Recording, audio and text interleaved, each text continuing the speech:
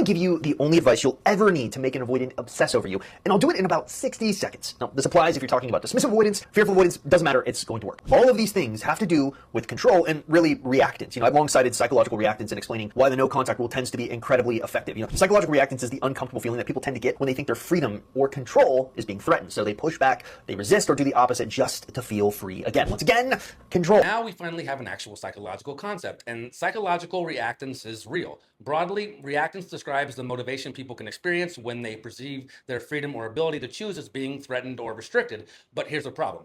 The existence of psychological reactance does not prove every prediction you just made about avoidantly attached people. You don't get to go, reactance exists, therefore no contact makes an avoidant want you, therefore dating someone else freaks them out, therefore taking away their control makes them incredibly attracted to you. Those are additional claims. They require additional evidence. A psychological theory explaining why people can resist perceived restrictions on their freedom is not evidence that your particular ex is experiencing the emotion you assign to them. And it certainly isn't proof that these strategies will make an avoidant obsess over you. It kind of astounds me when I look at the avoidant landscape on YouTube or TikTok or Instagram and see people just overcomplicating something so simple. They'll recommend things like, hey, just be more vulnerable. Hey, just communicate your needs better. Just reassure them until they finally open up. And look, I'm not saying those things are bad. In a healthy relationship, those things are great. Those are the exact things that I would recommend. But with an avoidant who is actively deactivating, that advice can accidentally make you less attractive. The research literally proves it. Now, I'm actually going to give him credit here. He says those are exactly the kinds of things he'd recommend in a healthy relationship. Yes, I agree. Communication, vulnerability, expressing your needs, those are all good.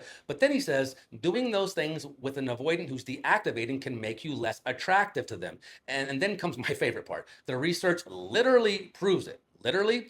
Okay, then show me the research that literally proves this specific claim. Not research showing that attachment avoidance is associated with distancing or deactivating strategies. Not research showing that some highly avoidant individuals respond differently to intimacy, dependence, or perceived threats. And not research about psychological reactance in the general population. Show me the research that literally proves that when an avoidantly attached person is deactivating, communicating your needs, being vulnerable, or reassuring them makes you less attractive to them. Because research is consistent with part of my explanation, and research literally proves my claim are two very different statements. And if you're going to use the word literally, you've made this incredibly easy. Show us the study.